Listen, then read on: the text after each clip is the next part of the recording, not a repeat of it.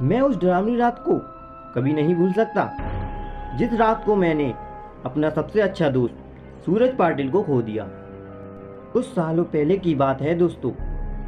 सूरज और मैं बचपन से ही एक दूसरे के साथ रहते थे। सूरज मेरा दोस्त कम और भाई ज़्यादा था। 10वीं कक्षा के बाद हम दोनों ने लातूर के एक कॉलेज में प्रवेश लिया था। हमारे लिए लातूर शहर एक अनजान था, पर कुछ ही दिनों बाद हम उस शहर का चप्पा चप्पा जान गए थे, क्योंकि सूरज और मैं पूरे दिन गांव में बाइक से घूमा करते थे।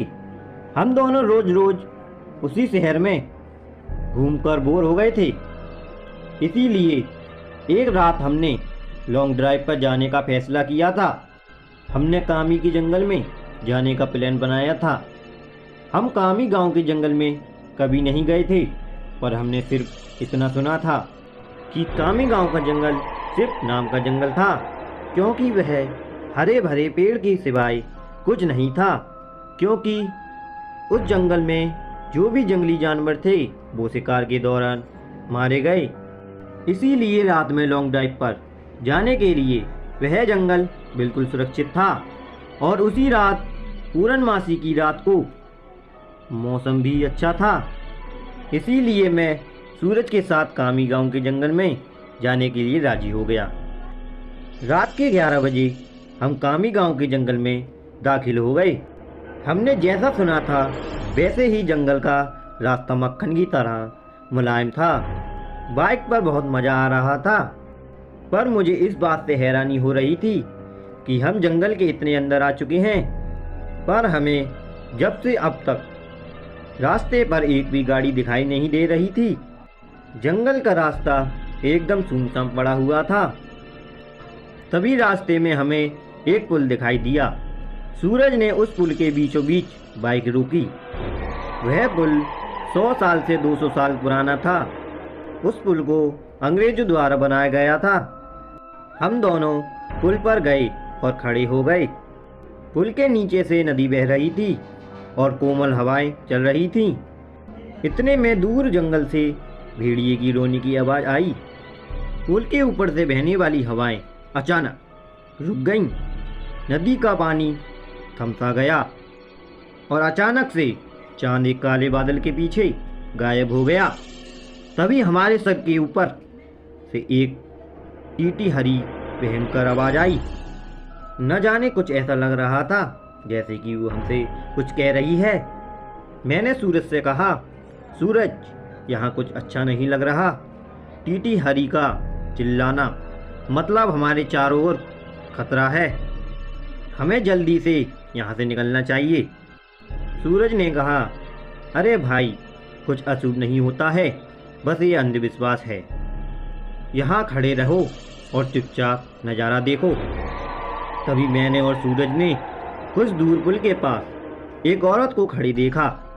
दूर से तो वो दिखने में सुंदर लग रही थी, पर वह पुल के नीचे नदी में झुक रही थी। मैं उसकी तरफ देख ही रहा था। इतने में वो औरत पुल के ऊपर चढ़ गई। मैंने और सूरज ने देखा कि वो औरत क्या कर रही है। सूरज ने कहा, भाई, वो खुदकुशी करने जा रही है। सूरज ने मुझसे कहा, खुदकुशी, ये शब्द सुनकर मेरे हाथ पैर कांपने लगे।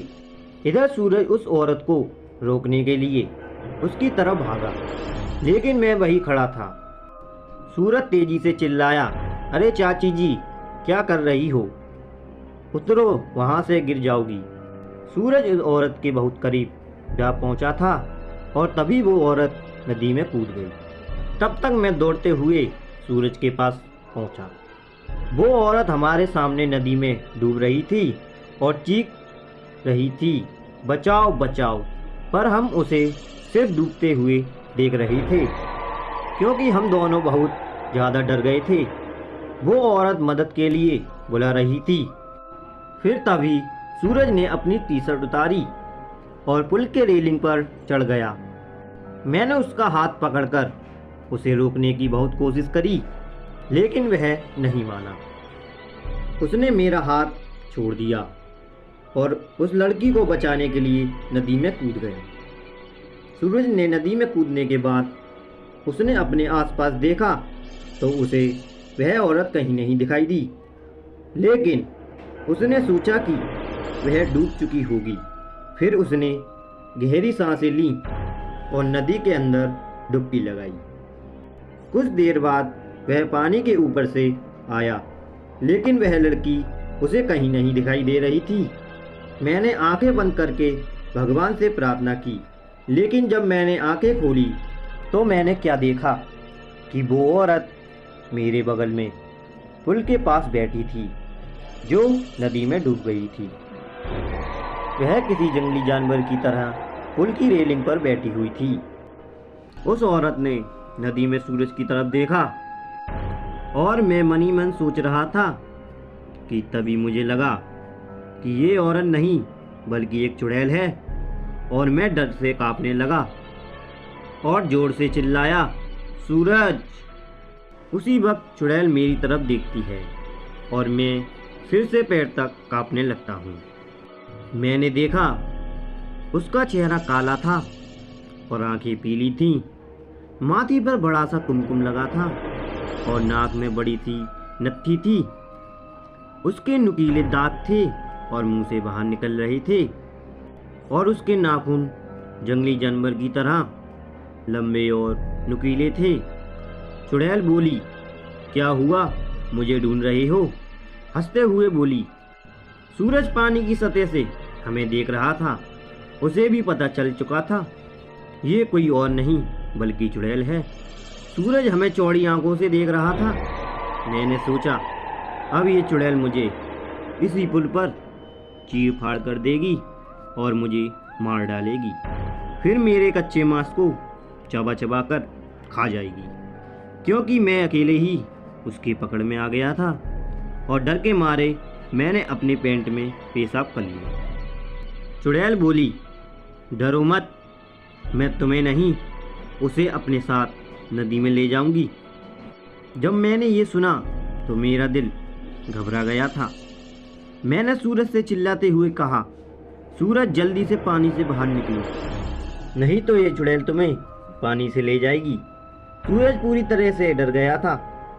उसके हाथ पैर सुन्न हो गए थे। उसे एहसास हो गया था कि वह नदी से बाहर नहीं निकल पाएगा, क्योंकि वह नदी के बीचों बीच था। चुड़ैल ने मेरी तरफ देखकर मुस्कुराई और फिर नदी में छलांग लगा दी। सूरज आखिरी बार चिल्लाया और चुड़ैल उसे अपने साथ ले गई। कुछ देर तक पानी में से बुलबुले उठ रहे थे, लेकिन कुछ देर बाद वो भी बंद हो गई। मैं आंखें फाड़ फाड़ कर नदी देख रहा था और सूरज को पुकारता रहा, और कुछ देर बाद नदी में खून दिखाई दिया। मेरी आंखों में आंसू आ गए और मैं समझ गया कि चुड़ैल ने सूरज को मार दिया। मैं वो हादसा बर्दाश्त न कर सका। मेरी आंखों के सामने अचानक अंधेरा छा गया और मैं उसी जगह पर बेहोश हो गया। जब मुझे होश आया तब सुबह हो चुकी थी। मैं 4-5 लोगों से घिरा हुआ था। पुल पर काफ़ी सारे लोग की भीड़ जमा हो गई थी। लोग पुल के नीचे झांक कर देख रहे थे। मैं दौड़कर पुल के पास गया और देखा पानी में नदी के किनारे सूरज की लाश तैर रही थी। उस चुड़ैल ने बड़े ही बेदर्दी से सूरज के सीने से दिल निकाल लिया। मेरा सबसे अच्छा दोस्त मुझे छोड़कर चला गया। सूरज के मरने के बाद कामी गांव के पुल पर कभी भी वह चुड़ैल दिखाई नहीं दी। इसीलिए कामी गांव के लोग कहते हैं कि मेरा दोस्त उस चुड़ैल का आखिरी शिकार था, और वह चुड़ैल उसके बाद फिर से जिंदा और सुंदर स्त्री बन गई, और अभी वह किसी आदमी के साथ सामान्य जीवन जी रही है। दोस्तों, इस कहानी का यही अंत होता है। अगर आपको हमारी कहानी अच्छी लगी हो तो वीडियो को लाइक और चैनल को सब्सक्राइब कर लीजिए। थैंक यू दोस्तों। ऐसी इंटरेस्ट कहानी हमारे चैनल पर ही मिलेंगी, इसीलिए हमारे चैनल को सब्सक्राइब कर लीजिए। अगर आप चाहते हैं कि ऐसी कहानी हम आपके लिए और लेकर आएं तो हमें कमेंट में बताएं।